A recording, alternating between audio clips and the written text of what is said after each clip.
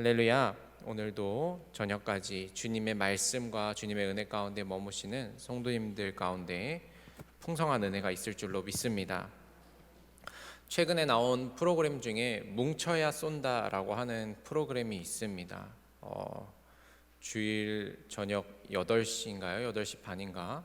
한창 하고 있는 것 같은데 다양한 스포츠의 은퇴 선수들이 나와서 본인이 했던 스포츠가 아니라 생전 처음 농구라고 하는 스포츠의 팀에 이제 하나가 되어서 훈련을 하고 또 다른 농구 동호회와 이제 경기를 하면서 만들어지는 예능 프로그램입니다.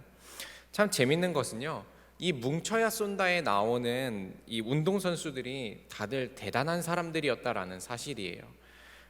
보니까 도마의 신이라고 불렸던 여홍철, 또 2002년 월드컵의 주인공 중에 한 명이었죠. 반지의 제왕이라고 했던 테리우스 안정환, 또 거기다가 가장 최근까지 축구 선수로 활동했던 이 이동국, 메이저리거 김병현, 뭐 이런 사람들이 나와가지고 자신이 하던 스포츠가 아니라 다른 스포츠인 농구를 합니다. 웃긴 게요, 이 사람들이 농구를 잘할까요, 못할까요? 네, 잘 못합니다. 그래서 참 재밌습니다. 그게 이제 이 프로그램을 보는 묘미이지요. 이 사람들이 뭐 야구, 테니스, 축구 이런 데서는 전설이다라고 불리지만 이 농구는 잘 못합니다. 저는 이 뭉쳐야 쏜다라는 프로그램을 가끔 보면서 한 가지 느낀 것이 있었습니다. 무엇이었냐면, 사람마다 가장 빛나는 무대는 따로 있구나라고 하는 것이었습니다. 사람마다 빛나는 순간이 있습니다. 조금 은유적으로 표현하면 그 사람의 무대는 따로 있는 것입니다. 안정환이라고 하는 선수는 축구장에서 가장 멋있고 빛이 나는 것 같습니다. 마찬가지로 가수는 무대에서 노래할 때 정말 멋있지요. 빛이 나는 것 같습니다. 요리사는요, 주방이 그 사람의 무대입니다. 그래서 주방에서 요리할 때 빛이 납니다. 선생님은 교실이라고 하는 무대에서 아이들을 상대하고 아이들을 가르칠 때 가장 빛이 나고 멋있는 것 같습니다. 결국 모든 사람에게는 빛이 나는 무대가 따로 존재한다라는 것이지요. 그렇다면 성도의 무대는 과연 어디일까? 성도가 가장 빛나는 장소는 어디일까? 오늘 말씀의 결론부터 말씀을 드린다면, 성도의 무대는 하나님이 역사하시는 자리인 줄로 믿습니다. 성도는 하나님이 역사하시는 자리, 하나님이 일하시는 자리, 하나님의 능력이 나타나는 자리에 서 있을 때 가장 빛이 납니다. 성도의 무대는 바로 그곳입니다. 오늘 우리가 함께 읽은 성경 본문은요, 성경 속에서 가장 논란이 되는 이야기 중에 하나입니다. 성경 속에는 오늘날 과학으로 믿지 못할 이야기들이 참 많이 있는데, 그 중에서도 오늘 본문이 참 믿기 어려운 이유 중에 하나는 하나님이 해와 달을 멈추시는 이야기이기 때문에 그렇습니다. 다시 오늘날의 과학으로 설명을 한다면, 하나님께서는요, 지구의 자전, 지구가 뱅글뱅글 도는데 그 뱅글뱅글 도는 걸 멈추셨다라고 하는 이야기죠. 오늘 본문의 이야기는 이렇습니다. 여호수아와 이스라엘 백성이 가나안 땅을 점령하며 나아가고 있었습니다. 특별히 오늘 아모리 족속이라고 하는 족속과 전쟁을 하게 되는데, 그때 여호수아가 일어서서 큰 소리로 말합니다. 해야 멈추어라, 달아 멈추어라, 이렇게 이야기를 했습니다. 놀라운 것은 그랬더니 정말로 해가 멈추고 달이 멈추었다라고 하는 사실이지요. 이스라엘 민족이 가서 아모리 족속을 모두 치고 전멸하고 승리하기까지 해와 달이 멈춘 채로 있었다라고 하는 사실입니다. 여호수아 10장 13절 말씀에 태양이 머물고 달이 멈추기를 백성이 그 대적에게 원수를 갚기까지 하였느니라. 야살의 책에 태양이 중천에 머물러서 거의 종일토록 속히 내려가지 아니하였다고 기록되지 아니하였느냐. 많은 사람들이 이 이야기의 사실 여부를 가지고 연구하고 조사합니다. 그래서 뭐 과학적으로 따져보니 이렇게 슈퍼컴퓨터에 넣어보니 달력에 하루가 빈다, 뭐 이런 이야기도 막 하고 그런 이야기를 하지요. 그런 시도들이 뭐 나쁜 시도다라고 할 수는 없지만 성도가 가져야 되는 성경에 대한 올바른 태도는 아닌 것 같습니다. 성도는 말씀이 사실인지 거짓인지 소설인지 과학인지 구분하는 사람이 아닙니다. 성도는 이 말씀을 통해서 드러나신 하나님과 예수 그리스도를 믿음으로 바라보고 고백하며 따라가는 사람인 것이지요. 다시 말해 성도의 입장에서 오늘의 이야기를 다시 보면 오늘의 이야기는 하나님이 가장 크게 역사하시는 무대요. 그러면서 동시에 여호수아라고 하는 사람이, 여호수아라고 하는 성도가 가장 빛이 나는 무대다라고 할 수 있습니다. 대체 왜 오늘 이 본문에서 여호수아가 빛이 나는가? 왜 여호수아의 여러 가지 이야기 중에서도 이 이야기가 성도의 무대에 적합한 이야기가 될까? 사실 여호수아는 굉장히 많은 기적을 체험했습니다. 여리고성과의 전투, 요단강을 건넌 이야기, 심지어 바로 앞에 나오는 이야기도 전쟁하는데 하나님이 우박을 내려주셔서 이 도망가는 적군들을 우박으로 맞춰서 죽이시는 이야기입니다. 모든 순간에서 여호수아는 아주 찬란하게 빛이 납니다. 그럼에도 불구하고 오늘 이야기가 성도의 무대를 잘 알려주는 이야기가 되는 이유는 해와 달이 멈추는 이야기는 여호수아를 통해 하나님이 누구인지 알려주신 이야기이기 때문에 그렇습니다. 고대로부터 사람들은요 하늘을 숭배했습니다. 태양을 신으로 삼고 달을 신으로 삼았습니다. 또 별을 신으로 삼았습니다. 그래서 우리가 옛날 이야기들, 옛날 드라마 사극 같은 걸 보면 간절히 소망하는 할머니들이 이렇게 밤에 정화수 떠놓고 달을 보면서 비나이다 비나이다 하지 않습니까? 이렇게 하늘을 숭배했던 사람들이 굉장히 많았습니다. 이렇게 태양, 달, 별 이런 천체의 존재들을 신으로 삼는 것을 조금 줄여서 일월성신이라고 이야기를 합니다. 가나안 민족은요 이 점성술과 이 일월성신에 대한 신앙이 아주 가득하고 강력했던 지역 중에 하나입니다. 그런 가나안 사람들에게 그렇게 그 신앙의 영향을 또 받고 있는 이스라엘 백성에게 여호수아는 보여주는 것입니다. 하나님이 해와 달과 별을 다 주관하시는 분이다 라는 걸 보여주는 것이죠. 오늘 이야기에서 여호수아가 빛이 나는 이야기가 되는 이유가 바로 여기 있습니다. 하나님이 여호수아를 통해서 자신을 드러내셨기 때문입니다. 말씀을 시작하면서 성도가 가장 빛나는 무대는 어디인지 여러분과 나누었습니다. 성도는 하나님의 역사가 일어나고 하나님의 능력이 일어나는 곳에서 가장 빛이 납니다. 내가 드러나는 자리가 성도가 빛나는 무대가 아니라는 것입니다. 하나님이 역사하시는 무대 위에 성도가 설 때, 하나님의 능력이 나타나는 무대 위에 성도가 설 때, 내가 드러나는 자리가 하나님이 드러나는 자리에서 그 무대에서 성도는 가장 멋지고 빛이 나는 줄로 믿습니다.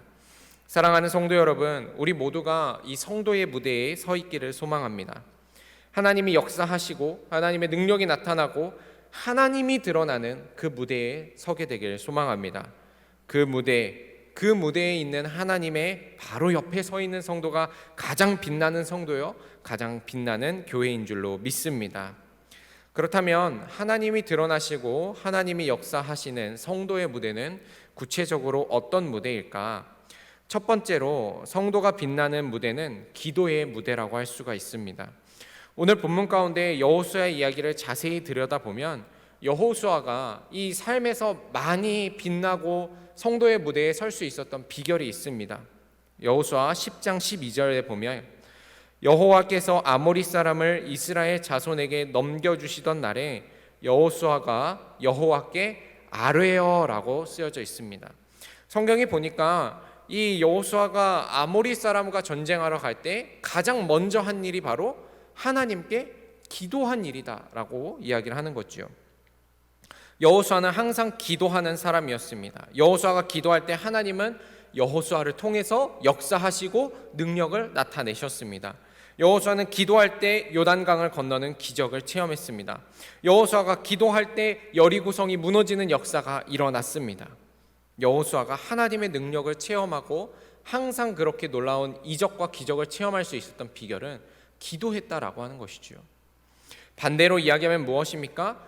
기도하지 않는 성도는 빛날 수 없다라고 하는 사실입니다.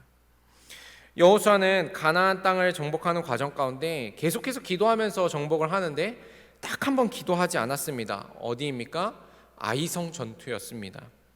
여호수아 7장 2절에서 3절 말씀을 보니까 여호수아가 여리고에서 사람을 베델 동쪽 벳아원에 있는 아이로 보내며 그들에게 말하여 이르되 올라가서 그 땅을 정탐하라 하매 그 사람들이 올라가서 아이를 정탐하고 여호수아에게로 돌아와 그에게 이르되 백성을 다 올라가게 하지 말고 2-3천 명만 올라가서 아이를 치게 하소서.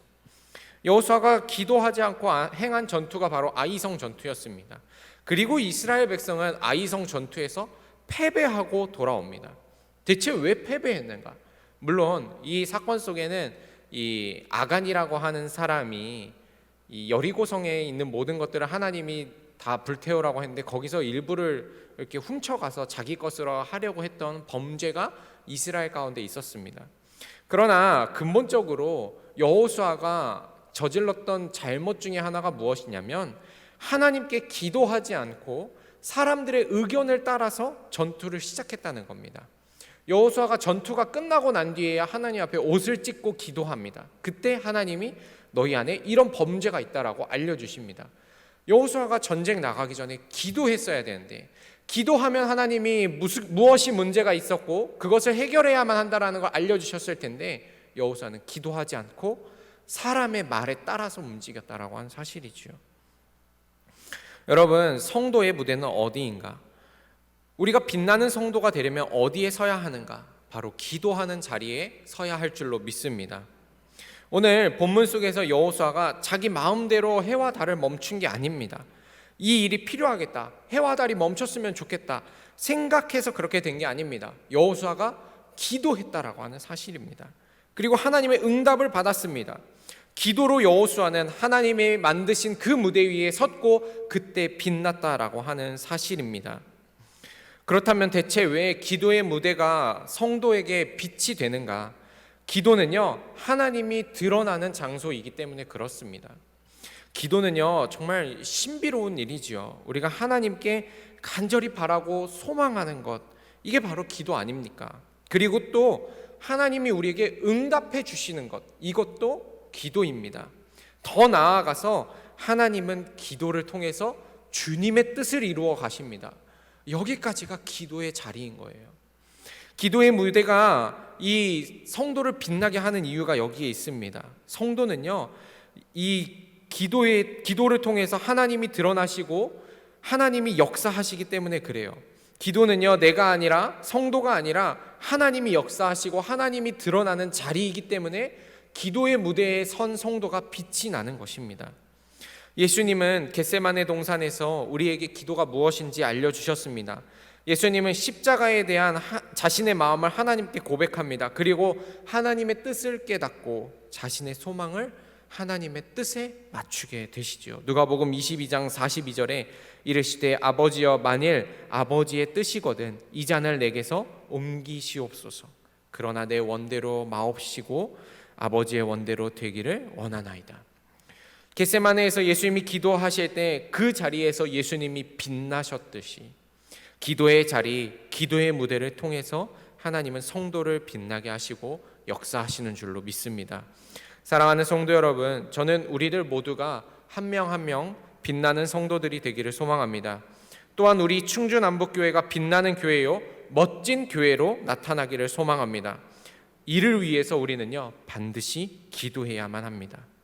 기도를 통해서 하나님을 드러내는 성도가 되어야 할 줄로 믿습니다. 기도의 불씨가 타오르게 하십시오. 기도로 우리의 얼굴을 빛내는 저와 여러분이 되시길, 충주남북교회가 항상 기도의 무대 가운데 서 있기를 소망합니다. 성도가 서야 할 두 번째 무대는 순종의 무대입니다. 앞서서 저는 여러분과 성도가 기도의 무대에 서야 한다고 이야기를 했습니다. 이 기도의 무대에 선다는 건 참 중요한 일인데 그 기도의 무대만큼 중요한 무대가 바로 순종의 무대입니다. 왜냐면요, 이 기도와 순종은 바늘과 실처럼 같이 가는 거기 때문에 그래요. 오늘 본문 속에서 여호수아는 기도의 무대에 설 뿐만 아니라 순종의 무대에 선 사람이었습니다. 여호수아 10장 12절의 말씀 다시 읽어보겠습니다. 여호와께서 아모리 사람을 이스라엘 자손에게 넘겨주시던 날에 여호수아가 여호와께 아뢰어 이스라엘의 목전에서 이르되 태양아 너는 기브온 위에 머무르라 달아 너도 아얄론 골짜기에서 그리할지어다 하매. 여호수아는 하나님께 기도했습니다. 여호수아가 기도할 때 하나님이 여호수아에게 아주 믿기 어려운 말씀, 응답을 주셨습니다. 뭐냐면 여호수아야 온 이스라엘 백성 앞에서 해와 달을 보고 멈추라고 선포하여라. 그리고 여러분 여호수아는요 그 말씀에 순종합니다. 여러분 여호수아가 이스라엘의 지도자라는 사실을 잊지 마십시오. 그가 내린 결정으로 인해서 형제들이 죽을 수가 있습니다. 그가 내린 결정으로 인해서 내 아내와 아이들이 포로가 되고 노예가 될 수 있습니다. 전쟁에서 지도자는요 그렇기 때문에 한마디 한마디가 굉장히 무겁고 큰 것입니다. 그런데 여호수아가 그런 하나님의 이해하기 어려운 말씀을 받게 되었고 여호수아는 또 그것을 순종했다는 거예요. 어쩌면 여호수아는 고민했을지 모릅니다. 내가 나가서 당당하게 해와 달 보고 멈추라고 했는데 안 멈추면 난 뭐가 되지? 그렇잖아요. 안 그렇습니까? 안 멈추면 어떡합니까? 아니 이스라엘 백성들이 나를 보고 여호수아가 드디어 노망이 났구나. 야, 저 사람이 광야 생활을 오랫동안 하더니 이제서야 노망이 났구나. 정신적으로 좀 이상해졌다. 이렇게 생각하면 어떡하지? 여러분 여호수아는요 지도자예요. 지도자이기 때문에 이런 고민들을 했을 겁니다. 만약에 그냥 이스라엘 백성 중에 한 명이 해와 달아 멈춰라 이렇게 했으면 영향력이 없는데 여호수아가 한다 그러니까 이건 영향력이 굉장히 큰 겁니다. 그러나 여호수아는 이런 고민에도 불구하고 어떻게 합니까?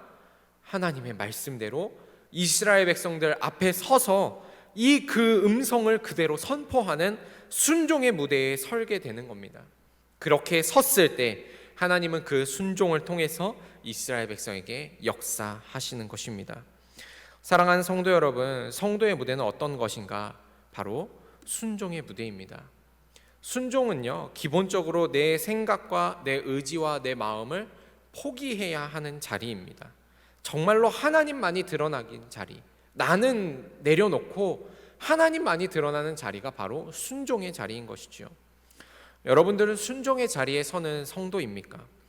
아무리 많이 기도해도 이 순종의 무대에 서지 않으면 여러분 우리는 결코 하나님이 역사하시는 자리에 설 수 없음을 기억해야만 합니다.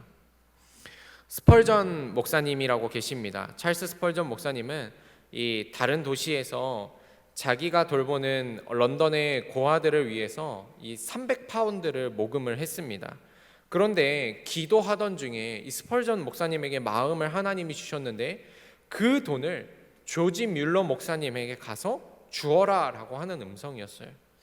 그러니까 이 음성을 듣고 스펄전 목사님은 계속 기도했습니다. 주님, 우리 고아들도 거기만 고아가 아닌데 우리 고아들도 이 돈이 필요합니다. 그런데도 하나님은 여전히 계속해서 말씀을 주셨습니다. 가서 조지 뮬러 목사에게 그 헌금을 다 갖다 주어라. 이 스펄전 목사님이 계속해서 고민을 하며 기도하다가 결국에는 주님 순종하겠습니다 라고 하고 조지 뮬러 목사님에게 가서 300파운드를 주었습니다. 이 조지 뮬러 목사님은 갑자기 온 스펄전 목사님이 300파운드를 주는 걸 보고 하나님 앞에 감사하면서 이렇게 말했습니다. 목사님, 저는 지금 이 300파운드를 위해서 계속해서 기도하고 있었습니다 라고 이야기를 했습니다. 그러니까 이 스펄전 목사님의 마음이 감동이 되어서 같이 두 손을 잡고 눈물을 흘리며 하나님 앞에 기뻐하고 기도했습니다. 스펄전 목사님이 사무실에 돌아오게 되니까 책상 위에 편지가 하나 있었는데 그 편지 안에는 1200파운드의 헌금이 들어 있었습니다. 그러니까 스펄전 목사님이 이렇게 말했다고 해요. 주여, 제 300파운드의 이자까지 보태서 주시는군요 라고 이야기를 했답니다. 우리가 기도의 무대에 섰을 때 하나님은 우리에게 응답을 주시고 어떤 말씀을 주십니다. 그 응답과 말씀이 완성되는 것은 순종의 자리에서 완성되는 거예요. 여러분, 기도의 응답을 많이 받았다고 하는 분들을 보십시오. 그들은 그냥 기도만 한 게 아닙니다. 그들이 기도의 응답을 받았다라고 경험하고 간증할 수 있었던 이유는 기도하고 순종했기 때문에 가능했던 것입니다. 성경은 성도에게 순종을 요구합니다. 하나님은 우리에게 순종을 항상 요구합니다. 심지어 성경은 뭐라 그러냐면 예수님의 십자가가 이 순종의 완성이었다라고 이야기를 합니다. 빌립보서 2장 6절에서 8절 말씀에 그는 근본 하나님의 본체시나 하나님과 동등됨을 취할 것으로 여기지 아니하시고 오히려 자기를 비워 종의 형체를 가지사 사람들과 같이 되셨고 사람의 모양으로 나타나사 자기를 낮추시고 죽기까지 복종하셨으니 곧 십자가에 죽으십니다. 예수님의 십자가가 아름다운 이유, 예수님이 골고다 십자가 언덕 위에 묶이신 이유가 무엇인가? 바로 순종이었다라고 하는 사실입니다. 그렇습니다. 하나님이 세우시고 하나님이 빛내시는 성도는 어떤 성도인가? 바로 순종하는 성도인 줄로 믿습니다. 순종의 무대에 서십시오. 순종 가운데 나아가는 성도가 되시고 교회가 되시기를 소망합니다. 마지막으로 성도가 서야 하는 무대는 바로 승리의 무대입니다. 여러분 한번 생각해 봅시다. 어떤 유명한 감독이 그리스도인의 삶을 영화로 만든다고 합니다. 여러분들이 생각하기에 그 영화의 장르는 무엇일 것 같습니까? 로맨스, 드라마, 추리 영화, 아니면 공포 영화 아닙니까? 저는 그리스도인의 삶을 영화로 만든다면 아마도 액션 영화이지 않을까 생각을 하게 됩니다. 왜냐하면 성도의 삶은 언제나 영적 전투 가운데 있기 때문에 그렇습니다. 에베소서 6장 12절 말씀에 우리의 씨름은 혈과 육을 상대하는 것이 아니요 통치자들과 권세들과 이 어둠의 세상 주관자들과 하늘에 있는 악한 영들을 상대함이라. 우리는 항상 영적 전투 가운데 머무르며 살아가고 있습니다. 그것은 우리가 세상의 종이 아닌 하나님의 자녀로 살아가며 겪게 되는 운명과도 같은 것입니다. 오늘 본문의 이야기도 마찬가지입니다. 오늘 본문이 결국 우리에게 하고 싶었던 말이 무엇일까? 해와 달이 멈췄다는 이야기를 하고 싶었을까? 아닙니다. 본문이 말하는 것은 하나님이 해와 달을 멈추셔서 이스라엘 백성을 이기게 하셨다라는 이야기인 거죠. 결국 오늘 본문을 통해서 여호수아가 선 마지막 성도의 무대는 바로 승리의 무대였다라고 하는 것입니다. 여호수아 10장 13절 말씀에 태양이 머물고 달이 멈추기를 백성이 그 대적에게 원수를 갚기까지 하였느니라. 여호수아가 선 무대, 하나님이 역사하시고 하나님이 능력을 나타내신 그 무대는 결국 성도가 승리하는 무대였다라는 사실입니다. 여러분 오늘 이야기가 멋진 이유가 바로 여기에 있습니다. 결국에 승리했기 때문에 멋있는 거예요. 만약에 하나님이 해와 달을 멈춰 주셨는데 여호수아가 패배했다. 이 얼마나 비참한 일입니까? 하나님이 해와 달을 멈춘 것보다 더한 일을 하셨어도 만약에 승리하지 못했다면 그 삶은 결코 영광되지 못했고 그 이야기는 빛나는 이야기가 될 수 없는 것입니다. 성도의 삶이 그렇습니다. 여러분 성도는요 반드시 승리해야만 합니다. 우리에게 패배란 있을 수가 없는 일입니다. 왜냐하면 우리가 아무리 기도의 무대에 서고 아무리 순종의 무대에 서더라도 마지막에 죄와 사망의 권세에 넘어지고 쓰러지고 패배하게 되면 그 인생은요 결국 비참한 인생 되기 때문에 그렇습니다. 성경이 우리에게 전하는 게 바로 그겁니다. 성도는 승리해야 한다. 승리가 영광이다. 문제는 우리의 힘과 능력으로 우리가 이기기가 참 어렵고 더 나아가 이길 수가 없다라는 것이지요. 오늘 여호수아가 그랬습니다. 오늘 말씀 속에서 여호수아는요 결코 아모리 족속과 싸워서 승리할 수 없었습니다. 400년이나 노예 생활을 했고 40년이 넘도록 이 광야 생활을 했었습니다. 이스라엘 백성이 가진 게 없었어요. 그들은 실력이 없었고 능력이 없었습니다. 아모리 족속만의 이야기가 아니라 가나안 땅에 그 누구와 싸워서도 이스라엘 백성은 승리할 수 없었습니다. 그러나 이스라엘 백성은 계속해서 이기며 나아갑니다. 승리하며 나아갑니다. 이유가 무엇인가? 여호수아 10장 14절에 이는 여호와께서 이스라엘을 위하여 싸우셨습니다. 하나님이 싸우셨기에 여호수아와 이스라엘 백성은 승리한 것입니다. 하나님이 싸우실 때 성도는 승리하는 줄로 믿습니다. 왜 하나님의 무대엔 성도가 빛이 나고 승리할 수 있는가? 하나님이 함께 하시면 패배가 없기 때문에 그렇습니다. 이스라엘의 왕 다윗이 골리앗과 싸울 때 그는 결코 자신의 능력이나 실력을 드러내며 싸우지 않았습니다. 다윗이 믿었던 것은 자신이 아니었습니다. 오직 하나님의 이름을 믿었고 하나님의 이름을 가지고 나아가 싸웠습니다. 사무엘상 17장 45절에 다윗이 블레셋 사람에게 이르되 너는 칼과 창과 단창으로 내게 나아오거니와 나는 만군의 여호와의 이름 곧 내가 모욕하는 이스라엘 군대의 하나님의 이름으로 내게 나아가노라. 여호수아가 승리할 수 있었던 비결, 다윗이 승리할 수 있었던 비결, 다니엘, 모세, 수없이 많은 믿음의 선배들이 영적 전투에서 항상 승리할 수 있었던 비결은 하나님과 함께했다. 하나님과 함께 하는 무대에 서 있었다. 그랬더니 그 무대가 승리의 무대가 되었다라는 것입니다. 결국 성도가 서야 하는 무대는 어떤 무대인가? 하나님이 성도를 위하여 싸우시는 무대, 그렇기 때문에 승리하는 무대인 줄로 믿습니다.